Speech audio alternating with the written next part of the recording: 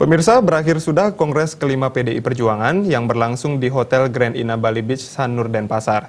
Kongres yang digelar sejak 8 Agustus 2019 lalu telah menetapkan Megawati Soekarno Putri kembali menjabat sebagai Ketua Umum PDI Perjuangan.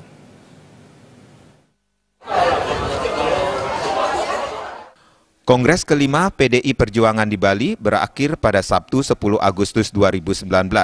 Kongres yang digelar sejak Kamis 8 Agustus lalu menetapkan kembali Megawati Soekarno Putri sebagai Ketua Umum PDI Perjuangan.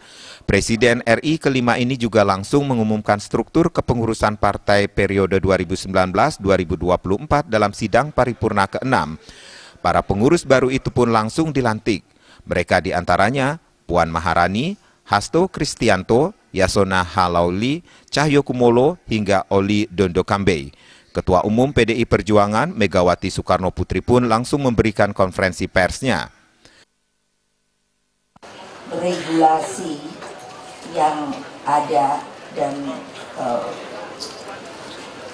kulminasinya adalah di Kongres Partai ini, maka berkeinginan untuk PDI Perjuangan itu memang bisa memelopori sehingga disebut sebagai partai pelopor di dalam segala bidang.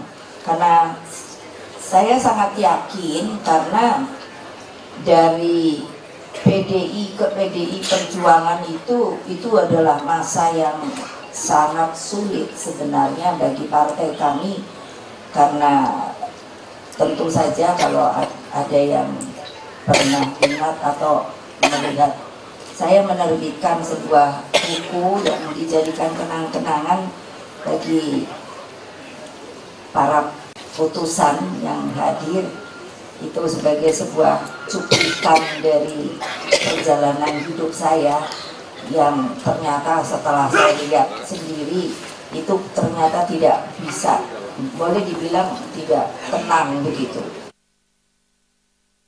Sejumlah kader partai pun tampak mengikuti penutupan Kongres kelima PDI Perjuangan di Bali. Satu persatu kader partai memberi salam kepada Ketua Umum PDI Perjuangan Megawati Soekarno Putri. Jaya